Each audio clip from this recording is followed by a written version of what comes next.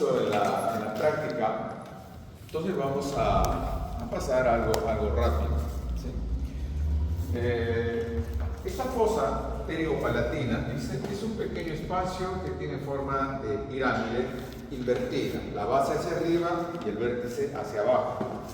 Pero cuando se ve en las radiografías, en las panorámicas, por ejemplo, se ve como una lágrima. Entonces también esa es otra forma de describirlo, sobre todo en la parte radiográfica, ¿no? Como una lágrima, igual invertida también, es decir, el vértice hacia abajo. Está situada entre la apófisis pterigoides, el maxilar y el hueso palatino, de tal manera que esas estructuras óseas son las que van a estar ayudándonos a delimitar. Si vemos, es este espacio profundo, ¿sí?, al cual se accede a través de una hendidura, la hendidura pterigo-maxilar, ¿sí? Y el espacio es el espacio o fosa pterigo-palatina. Entonces, está entre el hueso maxilar, el hueso esfenoides, específicamente la apófisis pterigoides, y en el fondo está el hueso palatino, la lámina vertical del hueso palatino. Entonces ahí vamos a encontrar límite anterior o paredes, si quieren, anterior, medial, posterior, etcétera, etcétera. Cada uno está delimitado por algunas estructuras óseas. Por ejemplo, el límite hacia adelante sería la tuberosidad del maxilar, hacia atrás el borde de la apófisis pterigoides, medialmente tendríamos a la lámina vertical del hueso palatino, pero esa lámina vertical tiene dos caras, una cara externa, lateral, que es justamente esto que estaríamos viendo aquí de color celeste, y también tiene una cara interna o medial. Esa cara interna o medial de la lámina vertical es pared lateral de la fosa nasal. Entonces vamos a tener esto. Arriba, el techo vendría a ser la cara inferior de la ala mayor del esfenoides. Y hacia abajo tendríamos el punto en el que se articula esta estructura que aquí aparece de celeste, y de celeste es el hueso palatino. Esta parte de acá, que vendría a ser el fondo, la pared medial, es la lámina vertical, pero esto que aparece acá abajo, también de color celeste, porque es el hueso palatino, no es la lámina, sino es la apófisis piramidal, ¿sí? Entonces viene a ser eso como el límite inferior. Y hacia el lateral vamos a tener la hendidura pterigo-maxilar, a través del cual esta fosa pterigo-palatina se comunica con la fosa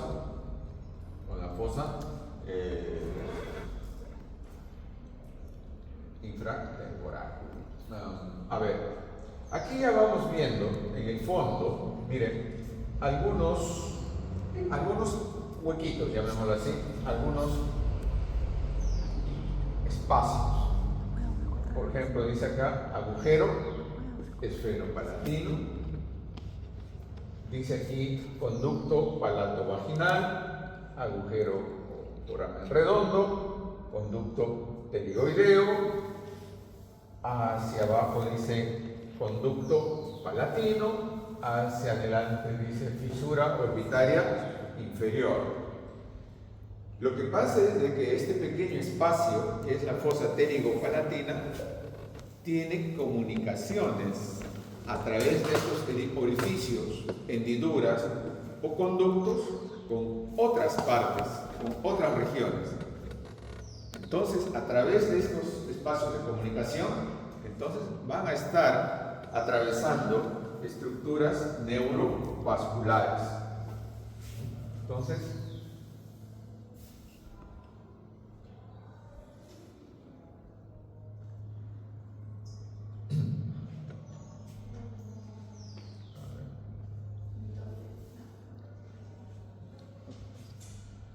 y justamente eso es lo que se quiere destacar, las comunicaciones que tiene la fosa pterigo-palatina. Para ordenar un poco esto, pues se puede más o menos situar a estos orificios o conductos lateralmente, por ejemplo, lateralmente, ¿con quién se va a comunicar? Con la fosa infratemporal. ¿A través de quién? A través de la fisura o hendidura pterigo-maxilar, ya como mencionado. Y así. Por ejemplo, medialmente se comunica con quién? Con la cavidad nasal a través del foramen esfenopalatino. Entonces, eso es lo que más o menos trata de visualizar esta imagen. Se ven por translucidez algunos espacios a través de los cuales va a comunicarse, ¿no? Por ejemplo, hacia adelante tenemos la fosa, hacia adelante, por arriba tendríamos a esta estructura de acá, la fisura orbitaria inferior. Y a través de esa fisura orbitaria inferior, bueno, pues, por ejemplo, está discurriendo el vano infraorbitario. Hacia atrás tenemos ese conducto palato-vaginal, a través del cual esta fosa pterigo-palatina se comunica posteriormente con la faringe, especialmente con la nasofaringe. Debajo de este conducto palato-vaginal tendríamos aquí a este otro espacio que vendría a ser el orificio por donde pasa el nervio maxilar, es decir, el agujero redondo. Por aquí el conducto pterigoideo, a través del cual, por ejemplo, la fosa pterigo-palatina se comunica, tal como lo hace como el agujero redondo, con la fosa craneal media. Tenemos también otro conducto que desde la fosa pterigo-palatina se dirige hacia abajo. Ese es el conducto palatino. Y por ejemplo, por ese conducto palatino va a pasar una rama de la arteria maxilar, que es la arteria palatina descendente. Va a pasar también una rama del nervio maxilar, que es el nervio palatino mayor, ¿no? De esta manera, entonces, esta fosa pterigo-palatina, a través de este conducto palatino, se está comunicando con la cavidad bucal, la boca. ¿Sí? Y otro conducto es este que se ve en la parte superior y medial, que es el agujero esfenopalatino. A través de este agujero esfenopalatino, esta fosa pterigo-palatina se comunica con las fosas nasales. Por ahí, por ejemplo, pasa la arteria esfenopalatina y el nervio nasopalatino, dirigiéndose hacia las cavidades nasales. Bien. Entonces, ¿qué vamos a encontrar en esta fosa pterigo-palatina? Vamos a encontrar un contenido. En la fosa infratemporal, recordemos, había un contenido muscular, el tendón del temporal, los pterigoideos, el interno y el externo. Había un contenido vascular en la fosa infratemporal, que era la arteria maxilar, su primera parte mandibular, su segunda parte la pterigoidea. Había también, bueno, un contenido vascular, el plexo pterigoideo, y había un contenido nervioso, que era el quinto 3 y sus diversas ramas. Aquí también vamos a encontrar entonces en la fosa pterigo-palatina un contenido. ¿Cuáles van a ser? Pues la tercera parte, la tercera porción de la arteria maxilar, que como se relaciona con la fosa pterigo-palatina, recibe el nombre pues de porción pterigo-palatina. De otra manera entonces que la arteria maxilar en su recorrido tiene una porción mandibular, una porción pterigoidea y una porción pterigo-palatina. Y de ellas se originarán las ramas, algunas hacia arriba, ascendentes, descendentes hacia abajo, anteriores o posteriores. Finalmente, la rama terminal de la arteria maxilar será la arteria esfenopalatina, justo la que pasa por el agujero esfenopalatino. Y otro contenido viene a ser el nervio maxilar, el quinto 2, el cual entonces también va a estar luego de atravesar el agujero redondo, llegar a esta fosa. Y ahí encontraremos un ganglio también, que por su ubicación obviamente se denomina ganglio pterigo-palatino, que está íntimamente relacionado con el nervio maxilar. Entonces, de la arteria maxilar, en esta parte que se refiere a la fosa pterigo-palatina, pues vamos a encontrar una serie de ramas: alveolar superior posterior, infraorbitaria, palatina descendente, que luego se ha de dividir en una palatina mayor y una palatina menor, una arteria biliana o pterigoidea, porque atraviesa el conducto pterigoideo, una arteria faríngea, que es la que pasa por el conducto palato-vaginal, y una arteria esfenopalatina, que es la rama terminal de la arteria maxilar, y que atraviesa el agujero esfenopalatino para llegar a las cavidades nasales. Entonces ahí está esa información. Entonces, este esquema, por ejemplo, nos permite identificar a todas esas ramas que hemos ido mencionando, que hemos ido destacando. Por ejemplo, esta sería la arteria maxilar, que va a introducirse dentro de la fosa pterigo-palatina y ahí va a empezar a dar sus distintas ramas. A ver, destaquemos algunas. Por ejemplo, da una rama descendente, esta de acá, que se conoce como la arteria palatina descendente, ¿no? La arteria palatina descendente.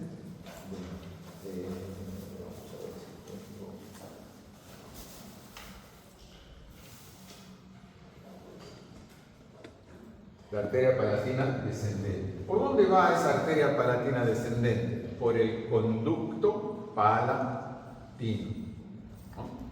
Por el conducto palatino. Va por ese conducto palatino y, bueno, recuerden que en el paladar duro teníamos un agujero o dos agujeros palatinos mayores y también agujeros palatinos menores.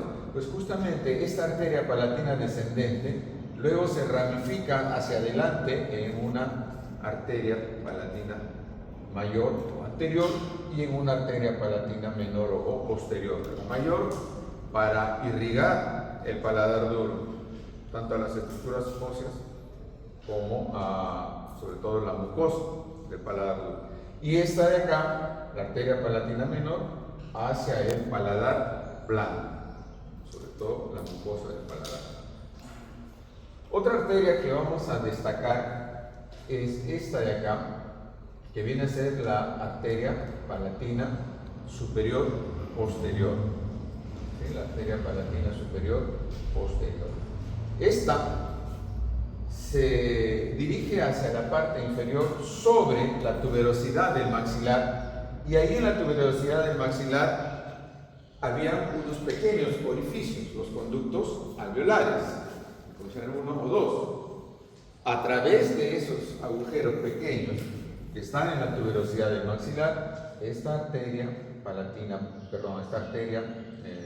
alveolar posterior superior ingresa dentro del hueso maxilar y discurre ramificándose en arterias que van a irrigar las piezas dentarias superiores, el periodonto que envuelve los huesos alveolares y también, bueno, la mucosa de los senos maxilares, por ejemplo.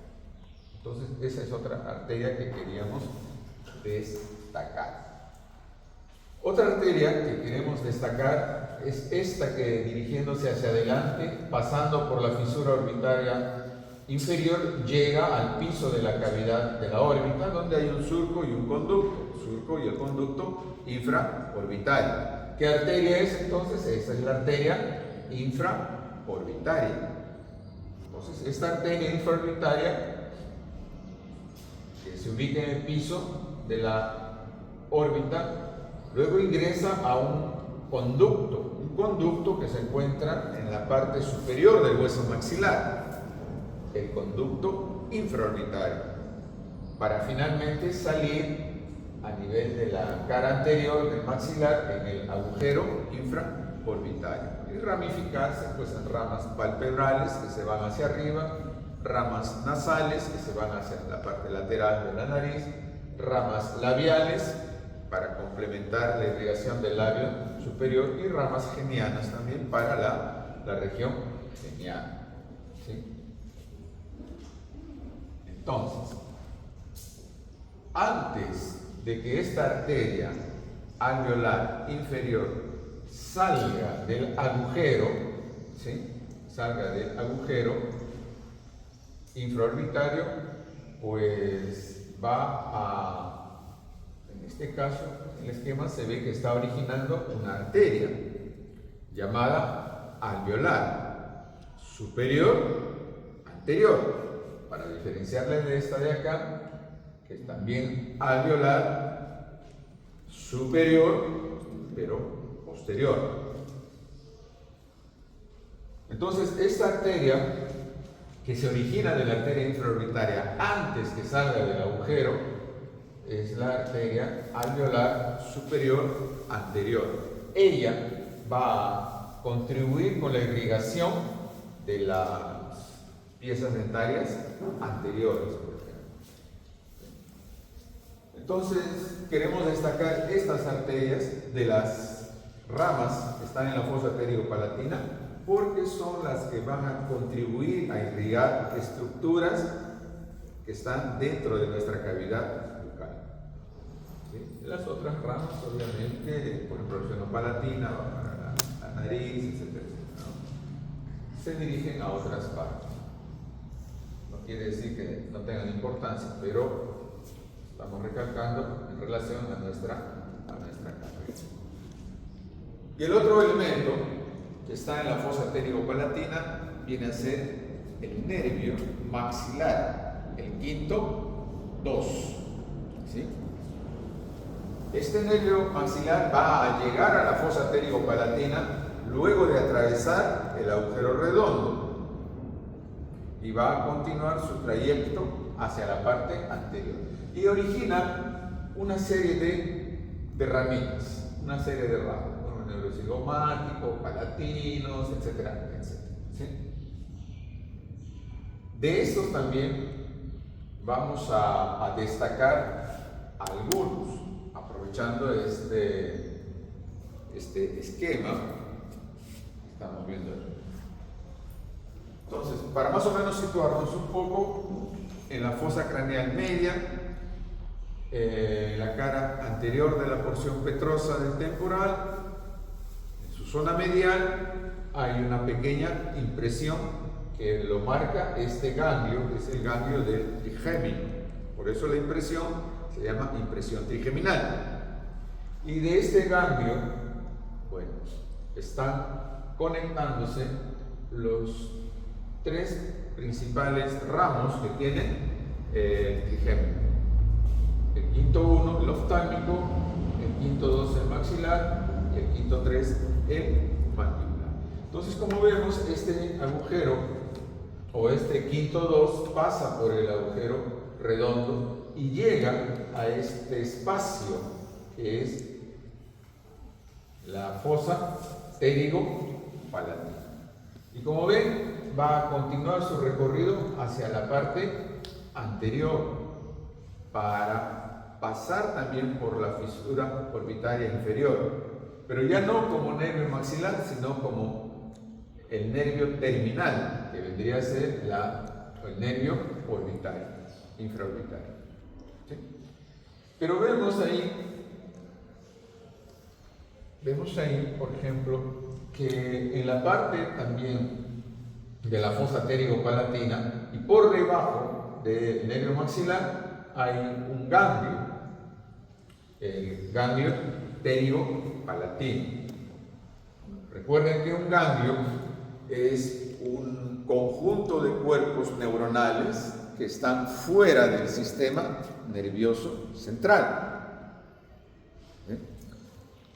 En este caso, a este ganglio, que es un ganglio parasimpático, ¿sí?, le va a llegar justamente esa información parasimpática a través del nervio pterigoideo o nervio biliano. Ese nervio pterigoideo o nervio biliano, que trae fibras parasimpáticas del nervio petroso mayor y del nervio petroso profundo, ¿sí? Entonces, a través de esos dos nervios que forman al nervio pterigoideo, llega la información parasimpática por un lado, por el nervio petroso mayor, rama del nervio facial, y por el nervio petroso profundo, las fibras parasimpáticas. Pero obviamente predominan las fibras parasimpáticas. Entonces vamos a llegar a todas esas fibras que están llegando a este ganglio. Las fibras parasimpáticas son fibras preganglionales, porque van a estar antes de este ganglio. En cambio, las fibras simpáticas van a ser fibras postganglionales. ¿Sí? Postganglionales, porque vienen de otros ganglios que están en la región cervical. Los ganglios cervicales de la cadena simpática vienen aquí. Luego, ¿qué va a pasar con esos elementos parasimpáticos que están llegando a este ganglio pterigopalatino, también llamado ganglio de Mejia? Pues van a continuar su trayecto a través de varias ramas, de las diversas ramas que hemos visto hace un rato. Y esas fibras parasimpáticas que salen del ganglio ya serán fibras parasimpáticas postganglionales. Y la información de estas fibras parasimpáticas que van a pasar a distintas partes de nuestra cara a través de las distintas ramas del nervio maxilar van a dirigirse hacia las glándulas, por ejemplo, hacia la glándula lagrimal, hacia las glándulas salivales menores, etcétera, etcétera, para controlar la función de estas estructuras glandulares. Bien, ahora veamos qué ramas podemos destacar de las varias que hemos visto. Por ejemplo, aquí dentro de la fosa pterigopalatina, una rama que se origina del nervio maxilar es esta de acá. Este es el nervio cigomático, que luego se ha de dividir en dos ramas, ¿no? Una rama llamada cigomático temporal y otra que viene a ser la rama cigomático facial. Esta cigomático facial, por ejemplo, salía a través de un pequeño orificio que estaba en el hueso cigomático y por lo tanto daba inervación a la región de los pómulos.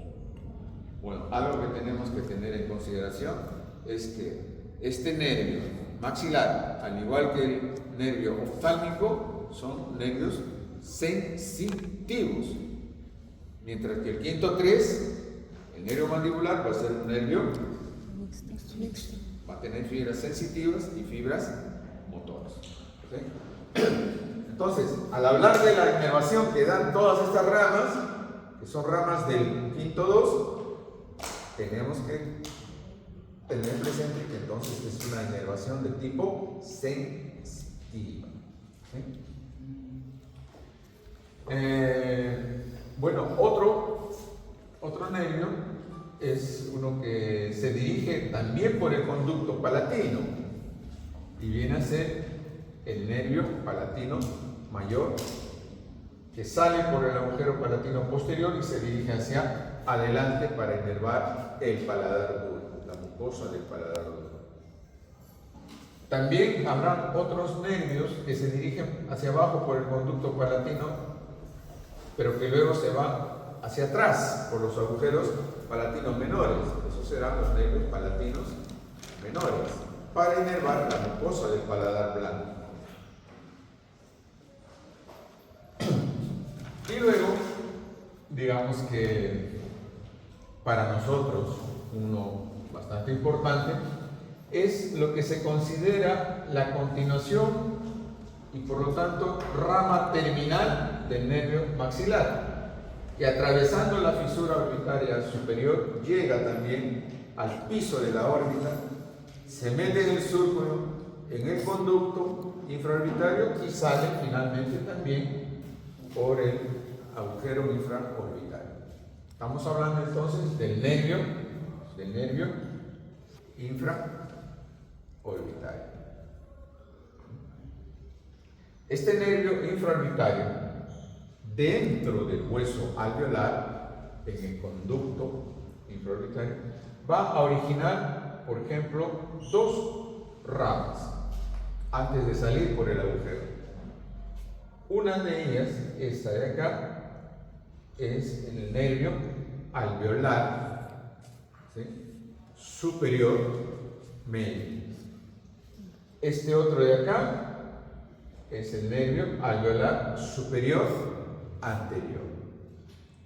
Estas ramas, que son ramas del nervio infraorbitario que se originan dentro del hueso maxilar, en el conducto infraorbitario, son o van a formar ramas que se dirigen a inervar a las piezas dentarias. Por ejemplo, las ramas de este nervio alveolar superior anterior van a inervar a las piezas dentarias antero-superiores. Repito, si estamos hablando de este nervio que es sensitivo, entonces la inervación que estarán brindando a estos dientes anterosuperiores es una inervación sensitiva para los dientes. Y luego tenemos a este otro nervio, que es el nervio alveolar superior medio. No siempre está, pero cuando está, va a dar inervación a los premolares superiores. ¿Sí? A los premolares superiores. Bueno. Y el otro nervio importante también es este de acá, que al igual que la arteria alveolar superior posterior, a la cual acompaña, este es el nervio entonces alveolar superior posterior. Ingresa al hueso alveolar a través de los conductos alveolares que están en la tuberosidad del maxilar y van a ingresar al hueso. Y las ramas de este nervio alveolar superior posterior van a inervar a los dientes molares, a los molares superiores, que en buena cuenta son los dientes posteriores. ¿Sí? Entonces, estos molares superiores se caracterizan por tener tres raíces: una raíz mesial, distal y palatina. ¿Sí? Entonces los va a inervar. Pero se dice de que inerva a estos dientes pósteros superiores, a los molares, pero en el caso del primer molar, inerva a su raíz distal, a su raíz palatina, pero no a su raíz mesial o mesiovestibular. Entonces, esta raíz mesiovestibular muchas veces está inervado por ramas de este otro nervio de acá, que es el alveolar superior medio. Entonces, es una consideración que hay que tener cuando se infiltra la anestesia a ese nivel. Por ejemplo, para una extracción de una primera molar, tenemos que infiltrar, si este es el primero molar, tenemos que infiltrar hacia atrás y también hacia adelante. Y por supuesto también a nivel de la misma pieza dental. Entonces, estos serían, digamos, los nervios que podemos destacar de este nervio maxilar. Repito, por la relación que tiene. Bueno, con una cavidad bucal. Además de los dientes, también va a inervar al periodonto, es decir, al tejido que rodea a las raíces de los dientes. ¿Sí? Y también va a inervar a la mucosa del seno maxilar. La mucosa del seno maxilar. Y el ganglio pterigo-palatino, que ya lo hemos mencionado, recibe fibras parasimpáticas y simpáticas que provienen del nervio mediano, que se ha formado por el nervio petroso mayor y por el nervio petroso profundo. Por ejemplo, las fibras parasimpáticas de este ganglio, por ejemplo, discurren acompañando a los nervios palatinos, los cuales pasan por el conducto palatino. Entonces, el que sale por el orificio palatino mayor y se dirige hacia adelante será pues el nervio palatino mayor para el paladar duro, y este otro que sale por el agujero palatino menor hacia el paladar blando será el nervio palatino menor. Entonces, estos nervios llevan información sensitiva para inervar la mucosa del paladar duro, la mucosa del paladar blando, pero también llevan información de fibras postganglionares del ganglio pterigo-palatino, y esas fibras son las que van a estimular o inhibir, dependiendo, las parasimpáticas, estimular la secreción de las glándulas salivales que están a nivel de la submucosa, tanto en el paladar duro como en el paladar blando. Las simpáticas inhiben la secreción. Por ejemplo, igual va a ocurrir con un nervio que sale por el agujero esfenopalatino, el nervio nasopalatino, el cual principalmente va a inervar la mucosa de nuestra cavidad nasal. Entonces, además de la sensibilidad, también lleva las fibras que van a estimular o inhibir la secreción de las glándulas que están en la mucosa nasal. Y esas glándulas que están en la mucosa nasal básicamente son las conocidas como las células caliciformes. En este caso son glándulas unicelulares. Bueno.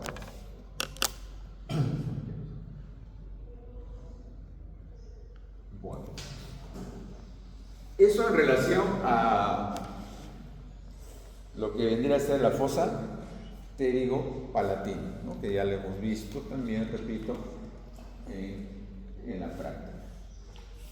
Pero otro tema importante para nosotros viene a ser la articulación temporomandibular. ¿Sí?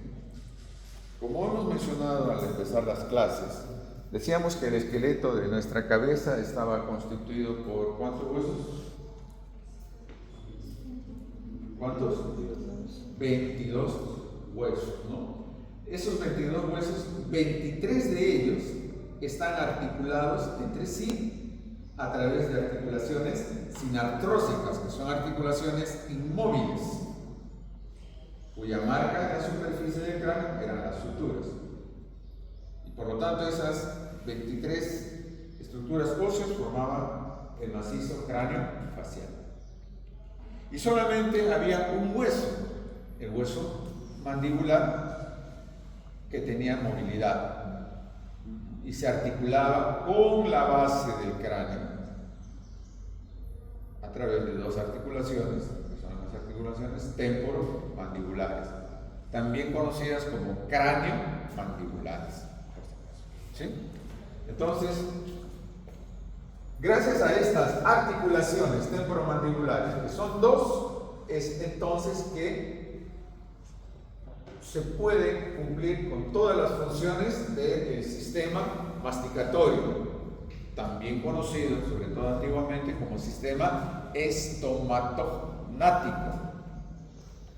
¿Cuáles son esas funciones? Pues la principal o más notoria, masticar, hablar, una fonación,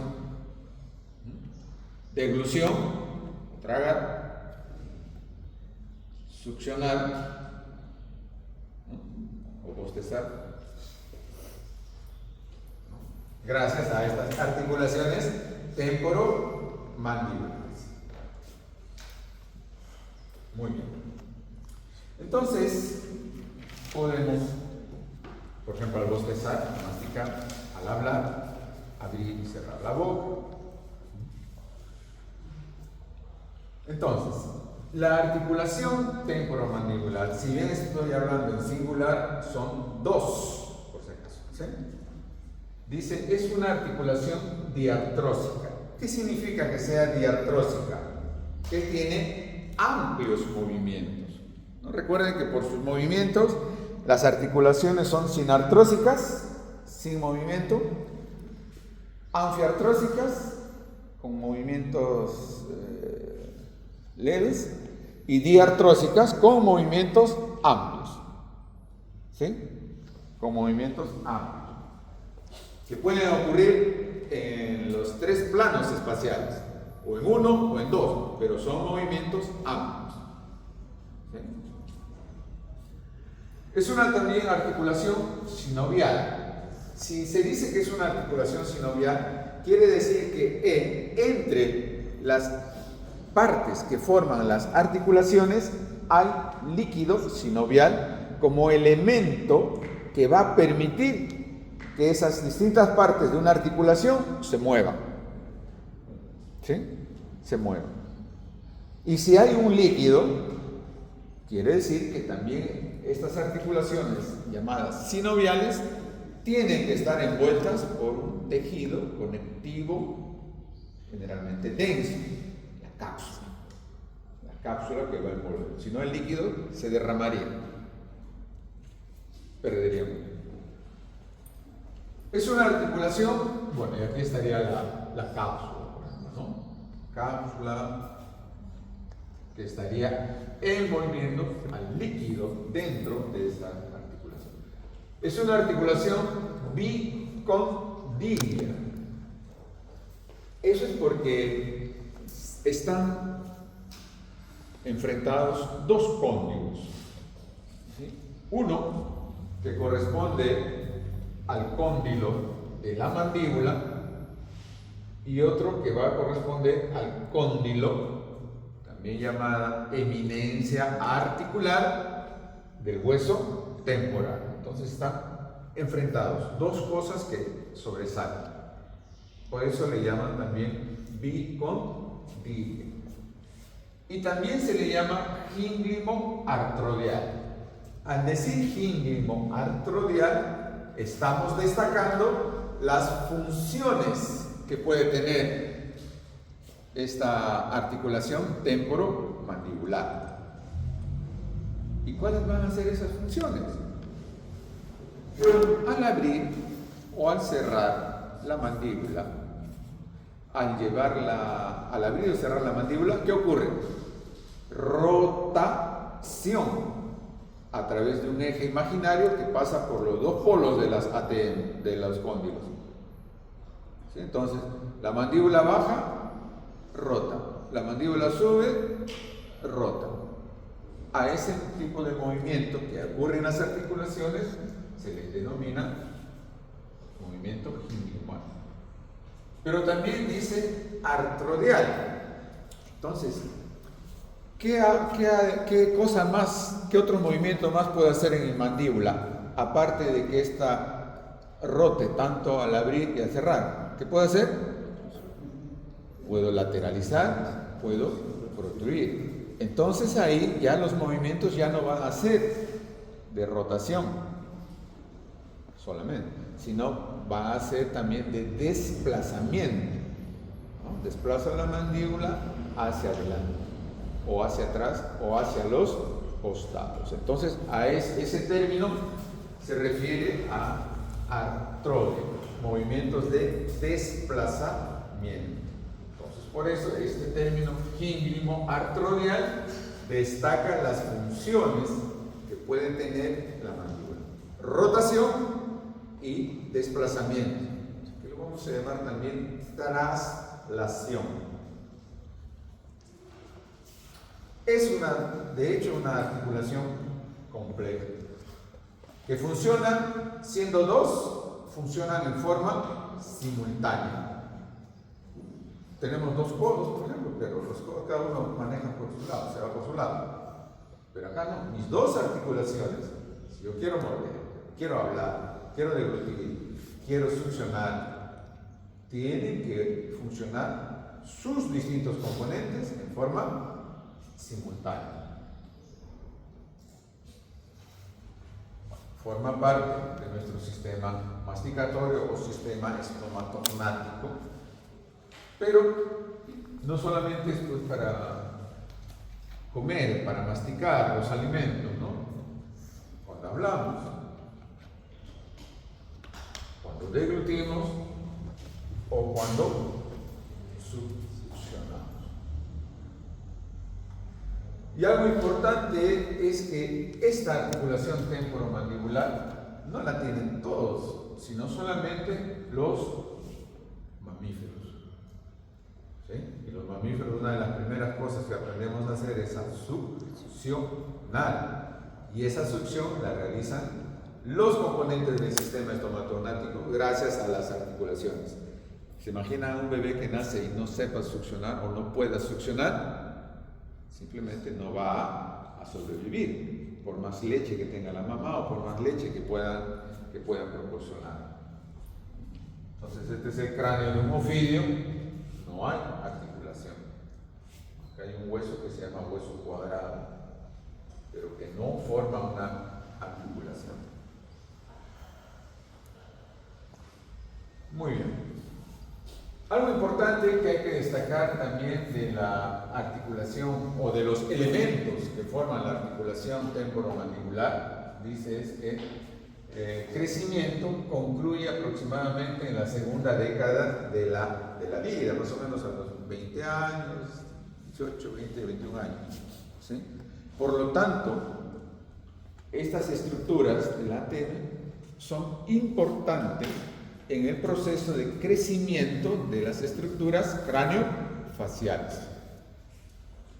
Si por alguna razón infecciosa o traumática las articulaciones dejan de crecer adecuadamente, entonces se van a producir malformaciones, ¿no? De la interrelación entre la arcada superior y la mandíbula, entre los dientes superiores y los dientes inferiores, maloclusiones, por ejemplo, ¿no?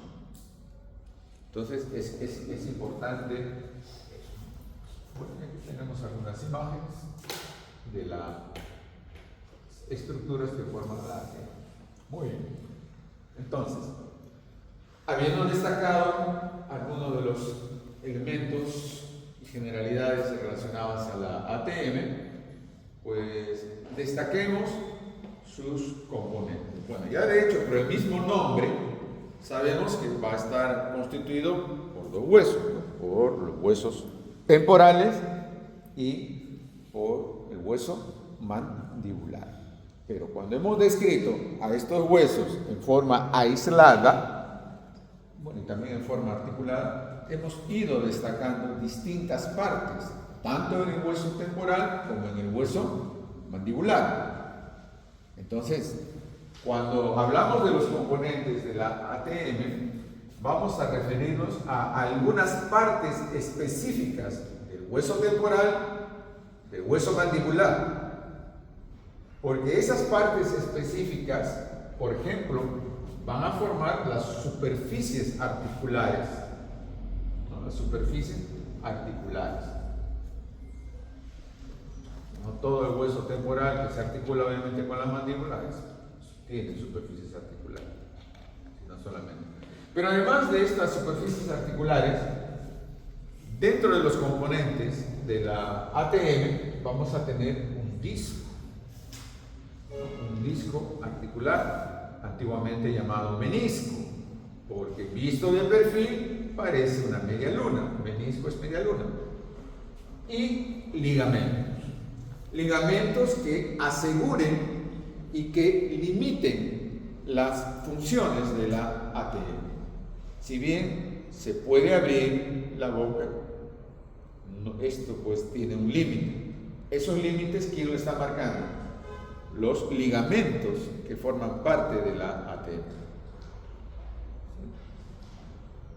Aproximadamente una apertura máxima de la boca nos habla de 40 milímetros. Estamos hablando de unos 4 centímetros más o menos, contado entre el borde inferior de los dientes superiores y el borde inferior de los dientes inferiores, ¿no? Es una apertura más, como lo que hacemos al bostezar. Muy bien, entonces veamos algunas características de estos componentes de la articulación temporomandibular: superficies articulares, disco articular y ligamentos. Bueno, ligamentos obviamente que unen, ¿no? Que ligan. Bien. Las superficies articulares de la ATM son el cóndilo de la mandíbula, el cóndilo del temporal, también llamada eminencia articular, y la fosa mandibular. Veamos entonces.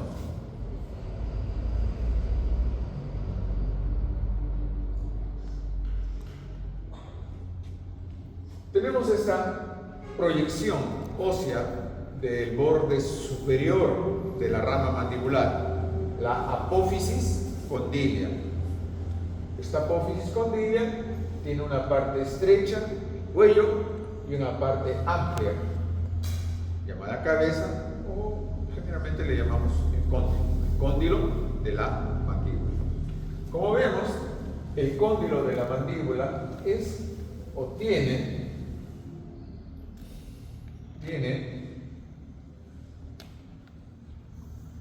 se dice una forma elipsoidal, como una especie de óvalo alargado, ¿no? Elipsoidal. En ella vamos a encontrar un polo o dos polos, un polo lateral y un polo medial. Vamos a encontrar una parte superior,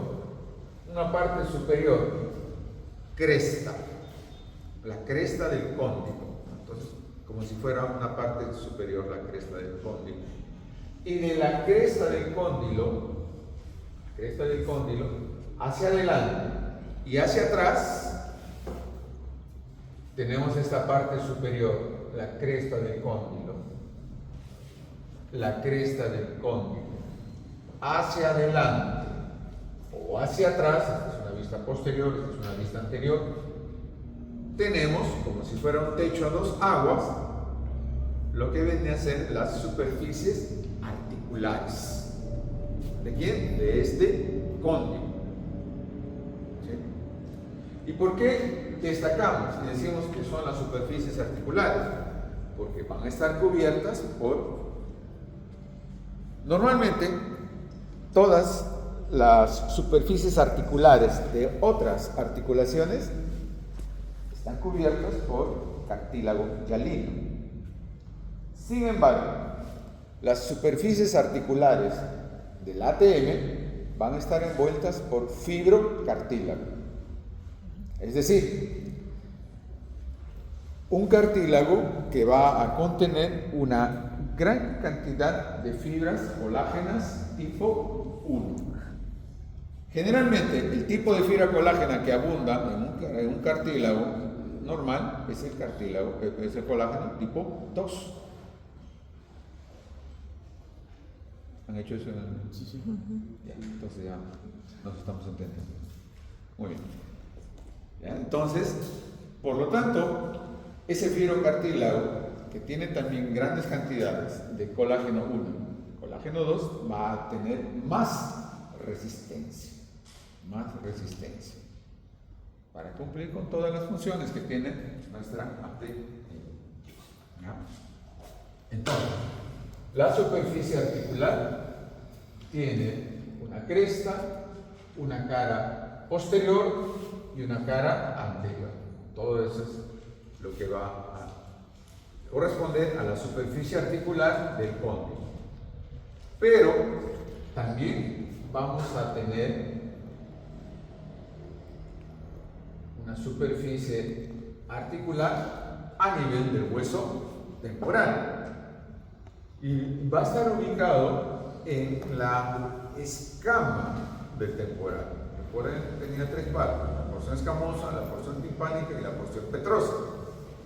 Pues en la escama del temporal, en esta vista inferior, es que se puede ver lo que son las superficies articulares del ATM. ¿Y cuáles van a ser? Pues una depresión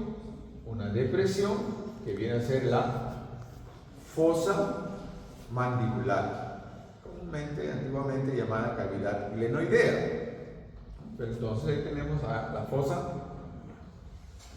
Ahora, esta fosa, en la parte anterior, es parte del hueso escamoso, pero en la parte más posterior está aquí la lámina timpánica, y la lámina timpánica ya es parte del piso del conducto auditivo externo. Entre estas dos partes hay una fisura, la fisura escamo-timpánica. La fisura escamo-timpánica. Entonces, no toda la fosa es articular o es superficie articular, sino la que está por delante de la fisura escamo-timpánica. Entonces vamos a decir que es esta parte. Entonces, esa parte sí estará cubierta por cartílago fibroso, es decir, fibrocartílago. El otro elemento que forma parte de la superficie articular del hueso temporal es este relieve que vemos aquí, que se conoce como el cóndilo del temporal o eminencia articular. Eso visto por acá, pero visto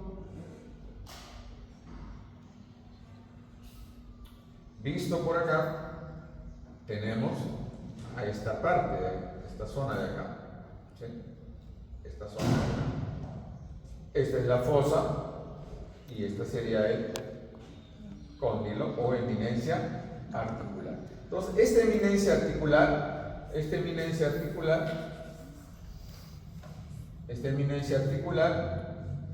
tiene también una zona, digamos, más elevada, pero en este caso dirigida hacia abajo, que viene a ser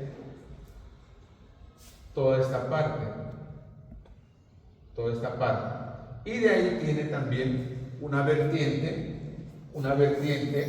que se va hacia adelante y una vertiente que se va hacia atrás, y lo que queda sería la cresta.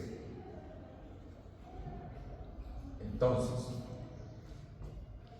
si bien hemos dicho que la fosa y el cóndilo temporal son las superficies articulares, pues aquí tenemos que mencionar de que la parte de la cresta y la parte posterior son las partes funcionales de esta superficie, es decir, esas zonas serían las que estarían cubiertas por cartílago fibroso, por fibrocartílago. Bien.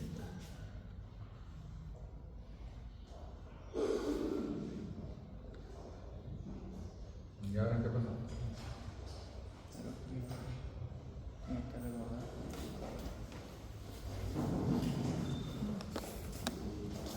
¿Qué pasa, Edu?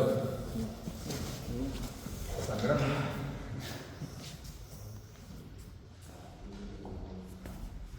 Milagro.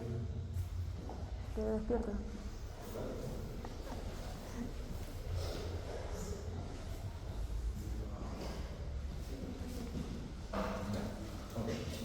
Gracias. Muy bien. Además de las superficies articulares, como componentes de la articulación temporomandibular, vamos a tener a un llamado disco. ¿no? El disco articular. Este disco articular, desde el punto de vista histológico, también está formado por cartílago fibroso, es decir, por fibrocartílago.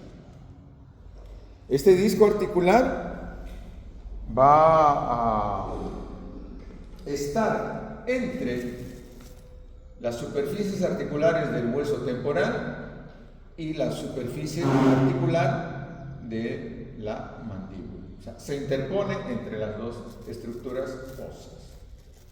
Por lo tanto, una función importante de este disco es la de constituir un medio de adaptación entre estas dos superficies articulares. Entonces, permite que se adapten y por lo tanto permite que los movimientos se desarrollen de una forma adecuada. ¿Sí? Este disco, visto desde arriba, tiene la forma elipsoidal del cóndilo, puesto que lo está cubriendo. ¿Sí? Lo está cubriendo. Entonces, por ahí su nombre de disco, justamente. Este disco, además, está unido a los polos, al polo lateral y al polo medial del cóndilo. Además, este disco, en la parte periférica, está unido a la cápsula que envuelve a las estructuras de la articulación temporomandibular. Todo esto, entonces, hace que se formen dentro de la ATM dos espacios. Un espacio que estará por encima del disco supradiscal y otro espacio que estará por debajo del disco infradiscal, separados completamente, no conectados, y cada uno obviamente conteniendo su propio líquido sinovial. ¿Qué más? Visto como tenemos aquí este esquema, corte sagital, el disco tiene la forma, dice, de una media luna. Si lo vemos desde la superficie superior, el disco tiene una convexidad relacionada con la fosa mandibular y tiene una concavidad relacionada con la eminencia articular o cóndilo temporal. Entonces se dice que el disco visto por arriba es convexo y cóncavo. Pero si vemos desde la superficie posterior, que está relacionado con el cóndilo de la mandíbula, solamente es, digamos, convexo, ¿no? Convexo por encima del cóndilo. ¿Qué más tenemos que destacar del disco? El borde anterior y el borde posterior son gruesos, comparado con la zona intermedia del disco. La zona intermedia es delgada, mientras que la zona anterior es gruesa y la zona posterior más gruesa inclusive.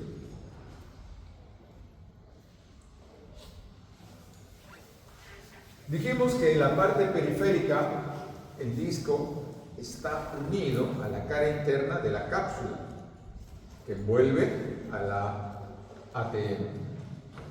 Entonces, vemos aquí de celestito parte de la cápsula y vemos que el borde anterior está unido. En el caso del borde posterior del cóndilo, está unido también a la cápsula, pero en forma más difusa, y lo hace a través de dos láminas. llamadas láminas retrodiscales, porque están detrás. Una es la lámina retrodiscal superior y otra es la lámina retrodiscal inferior. La lámina retrodiscal inferior lo une al cuello del cóndilo y está constituido por tejido conectivo denso. Mientras que la lámina retrodiscal superior lo une a la fosa mandibular y está constituido por tejido fibroso elástico. Por eso acá se ve así, el elástico. Estos en buena cuenta son ligamentos. Ya hemos dicho que los ligamentos ayudan a limitar los movimientos del ATM. Entonces, puede ocurrir que al abrir la boca todo esto se desplace hacia adelante, pero va a estar limitado por estas dos láminas retrodiscales. Y por último también, habíamos destacado que el disco a nivel periférico, al unirse con la cara interna de la cápsula articular, va a delimitar dos espacios. Un espacio que está por encima del disco, aquí de color blanco, supradiscal, y otro espacio que está por debajo del disco, aquí también de color blanco, el espacio infradiscal.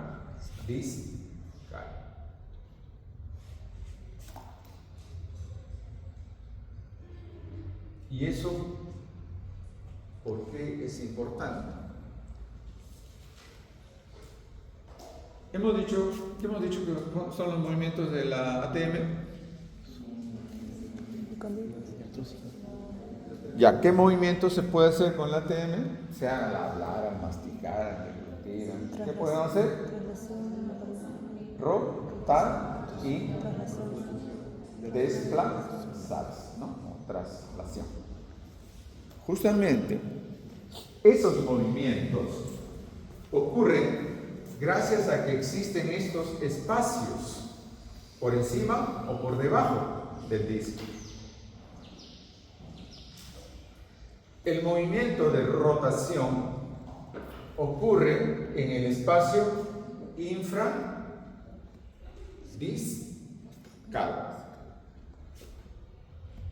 ¿Sí? Entonces, yo estoy con la boca cerrada, de pronto veo un pedazo de pan, entonces lo acerco y empiezo a abrir la boca.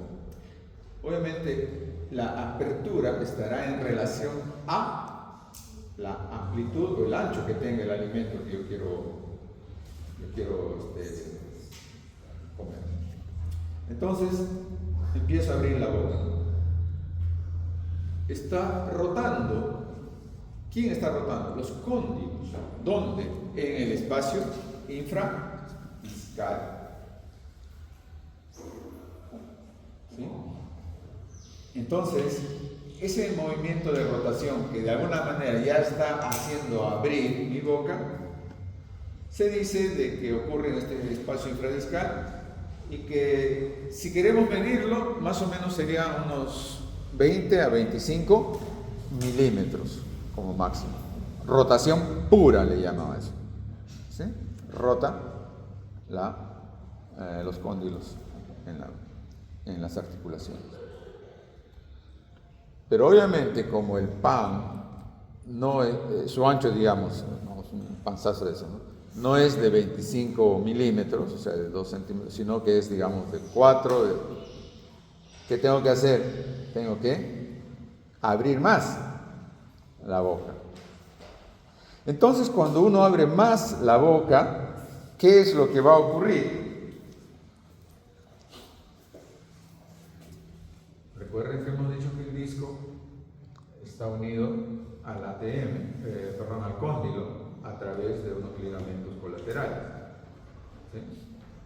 Entonces, ¿qué va a ocurrir? Cuando yo abro más la boca, por ejemplo, al hacer la apertura máxima, ya no va a ocurrir la rotación solamente, sino también la traslación, mediante el cual el complejo cóndilo discal se dirige hacia adelante, siguiendo la superficie articular de la eminencia articular. Entonces, ya estoy haciendo traslación. Y ese movimiento de traslación ocurre en el espacio supradiscal. Entonces, esa es, digamos, la importancia de estos dos espacios que están dentro de la articulación temporomandibular, determinado por la presencia del disco. Y cuando yo hago la apertura máxima del complejo cóndilo-discal, se me va hacia adelante, se estira esta lámina retrodiscal superior, que es elástica. Y cuando muerdo y cierro, y por lo tanto la mandíbula asciende, entonces, gracias a este ligamento, el disco vuelve a ocupar su espacio en relación con el cóndilo. Entonces, se reposiciona todo. Entonces, son dos imágenes, ¿no?, de cortes, en la que tenemos, por ejemplo, aquí la vista frontal, tenemos el cóndilo, sus polos, polo lateral, polo medial, y este es el disco, ¿no? El disco está unido al polo lateral y también al polo medial. Y los espacios, el espacio supradiscal entre el disco y la fosa mandibular, y este espacio que es el espacio infradiscal entre el disco y el cóndilo mandibular. Y visto acá en una imagen sagital, tenemos, ¿no?, la eminencia o cóndilo articular, la fosa mandibular, el disco, este de blanco, el disco, que hemos dicho que en su parte superior es convexa, relacionándose con la fosa, y cóncava, relacionándose con el cóndilo o eminencia articular. Mientras que visto por la superficie inferior, el disco que se relaciona con el cóndilo de la mandíbula es convexo, ¿no? Bueno, también destaquemos que a nivel del cóndilo de la mandíbula llega la inserción de los músculos pterigoideos, ¿sí?, del pterigoideo externo o lateral, que tiene dos cabezas, una cabeza superior y una cabeza inferior. La cabeza superior tiene fibras, la cabeza superior del pterigoideo externo tiene fibras que se insertan, decíamos, en la cápsula y en el borde anterior del disco. Y la cabeza inferior principalmente se va a insertar a nivel de la fosita pterigoidea que estaba en la cara anterior del cuello del cóndilo. Ahí está lo que hemos mencionado. El disco articular divide el espacio articular en un espacio supradiscal para el movimiento de traslación y en un espacio infradiscal para el movimiento de rotación. Entonces, este es el disco, tanto en la parte anterior como en la parte posterior es ancho, mientras que en la parte media es más delgado. Y hacia atrás tendríamos la lámina retrodiscal inferior, tejido conectivo denso, y a la lámina retrodiscal superior, tejido conectivo elástico.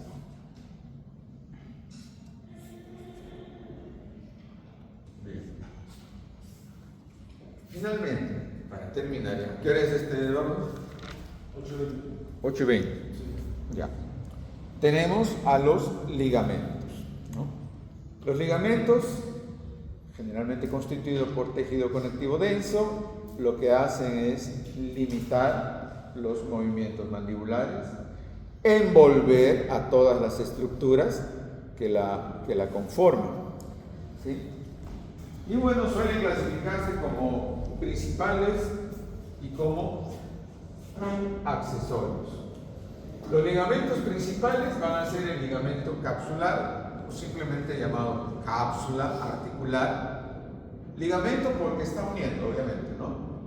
Y cápsula porque está envolviendo a los componentes de la ATM. Hay otro ligamento que es el ligamento temporomandibular, también llamado ligamento lateral. Hay los ligamentos colaterales que hemos mencionado, esos que son dentro, y los ligamentos retrodiscales que también hemos mencionado. Estos colaterales vienen a ser los lugares en los cuales el disco se une con el polo medial o el polo lateral. Y estos ligamentos retrodiscales son los que hemos mencionado, como la lámina retrodiscal superior y la lámina retrodiscal inferior, que están en relación con el borde posterior del disco. Y los ligamentos accesorios son el ligamento pteriomandibular, esfenomandibular y estilomandibular. No tienen una, digamos, durante la función normal, no tienen una función directa en relación con las articulaciones, pero sí cuando a veces suele ocurrir, digamos, luxaciones de la mandíbula, ayudan así a controlar un mayor daño que pudiera haber. Entonces, ahí está. El ligamento capsular está representado por toda esta zona, ¿no? Que va a envolver a todos los componentes, a las superficies articulares, va a contener al líquido sinovial, evitando que éste se pierda o se derrame. Entonces, esta cápsula en la parte superior estaría envuelto, conectándose, rodeando al borde que delimita la fosa mandibular.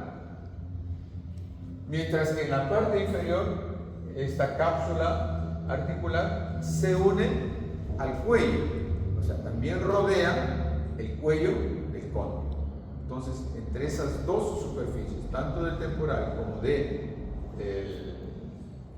cóndilo, está.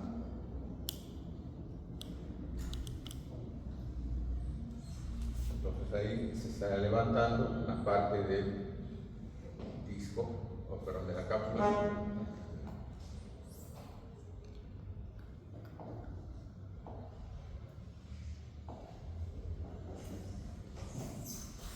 ¿Pero es la vuelta por la otra?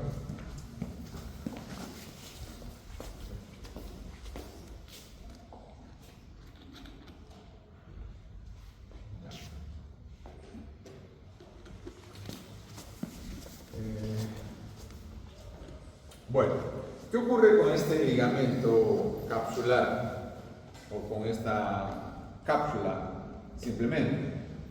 Pues está constituido por dos capas que tienen distintas características histológicas y por lo tanto funcionales.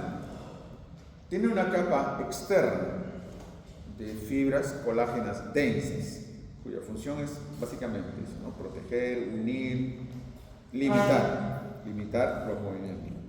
Pero tiene una capa interna. La cápsula articular tiene una capa interna, a la cual se le conoce como tejido sinovial.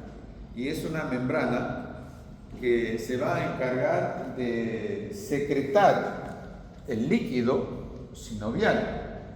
Ese líquido sinovial contiene mucina, que va a favorecer el desplazamiento y los movimientos de las distintas partes que va a tener la articulación. Esta imagen seguro ya la han visto en su práctica de histología. ¿Todavía? Bueno, va a demostrar el desarrollo, la formación de la ATM. Cóndilo de la mandíbula, lo que está más rosaditos, fibrocartílago. En otro lado tenemos la fosa mandibular, el hueso temporal, las trabéculas óseas del cóndilo, trabéculas óseas del hueso temporal. Igual tiene una cubierta de fibrocartílago el disco articular y los espacios infra y suprameniscal. Bien. Otro ligamento, digamos, importante, principal, además de la cápsula, viene a ser este llamado ligamento temporomandibular o ligamento colateral.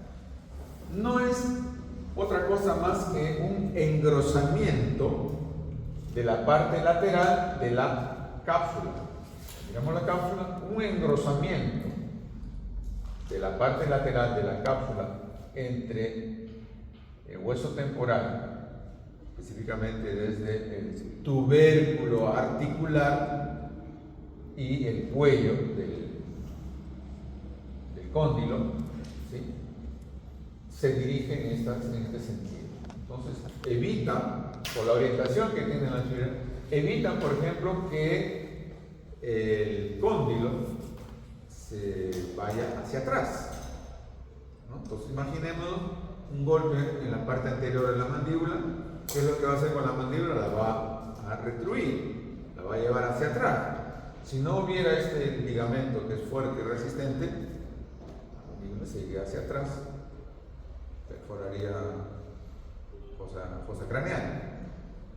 Pero eso no ocurre porque si la fuerza es tan excesiva que rebasa la capacidad de este ligamento, ¿qué es lo que suele ocurrir? El mal menor. ¿Y cuál va a ser el mal menor? La fractura del cuello del cóndilo. Antes de que este cóndilo perfore la fosa craneal, mejor me rompo. El mal menor. Entonces se produce una fractura y ahí queda la cosa.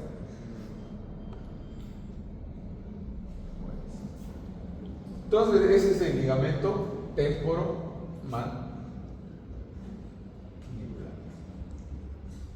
Los ligamentos colaterales medial y lateral lo que hacen es básicamente unir el borde del disco con los polos medial y lateral del cóndilo.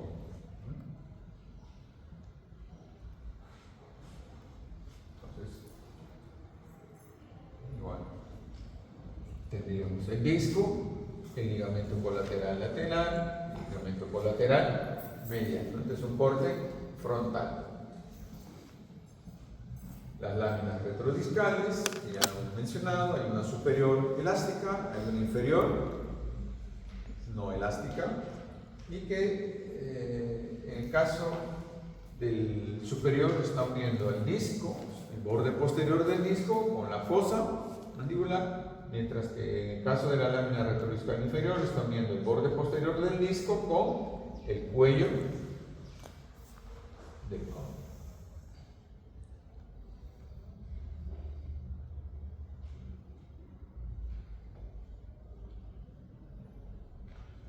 Y luego tenemos a los ligamentos accesorios, ¿no? Con esto creo que terminamos. Los ligamentos accesorios, como dicen, son accesorios, ayudan un poco, pero no son tan importantes. ¿Y cuáles van a ser? Este ligamento está en la parte interna, en relación interna con la articulación, que viene a ser el ligamento esfenomandibular. Se inserta superiormente en la espina del esfenoides e inferiormente en la língula, o sea, la espina de la mandíbula. Luego tenemos este otro ligamento, que es el ligamento estilomandibular. Superiormente se inserta en el apófisis estiloides e inferiormente en el borde posterior relacionado con el ángulo de la mandíbula.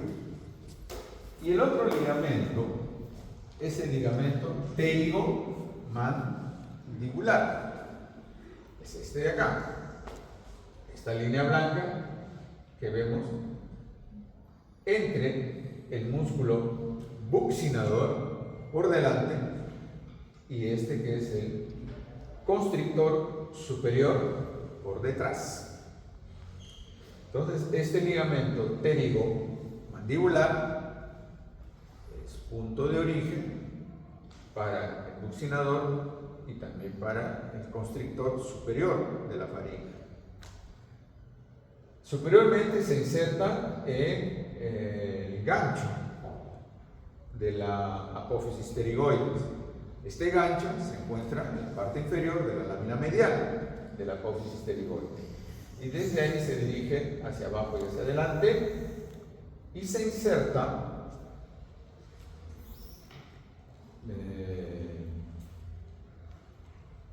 hemos visto en el cuerpo de la mandíbula. Por afuera había una línea, la línea oblicua, y por adentro del cuerpo, en la parte interna, había otra línea, la línea, ¿cómo se llamaba esa línea? La línea que estaba por la parte interna del cuerpo de la mandíbula, línea miloioidea, ¿no? La línea miloioidea. Justamente este ligamento pterigo mandibular va a insertarse inferiormente en esa línea miloioidea, en la parte más posterior de la línea miloioidea. Y además, cuando abrimos la boca, ahora se ve en el espejo, se ven entre ustedes, abran la boca y van a ver una línea que baja así. Ese va a ser un referente también para aplicar la anestesia truncular. Entonces se dice que se coloca entre el borde anterior de la mandíbula y esa línea o ese ligamento pterigo mandibular. Ahí se pondría más o menos. Bueno, esos son los ligamentos accesorios entonces de la articulación temporomandibular. Bueno, hay la irrigación y hay la inervación.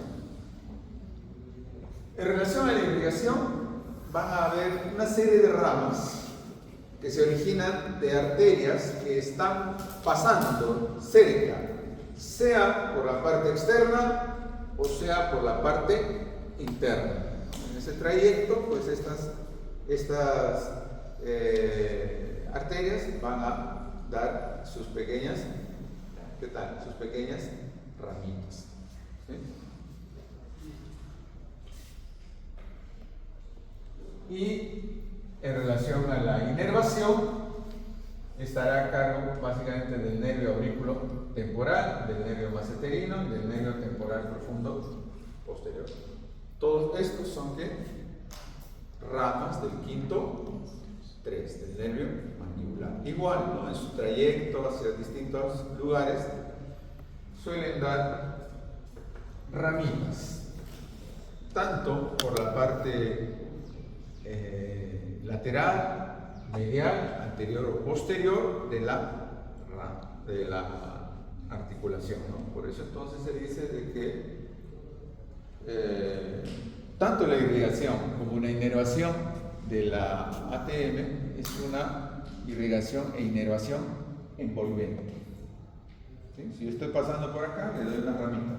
Si yo estoy pasando por acá, le doy otra ramita. Si estoy pasando por encima, le doy unas ramitas.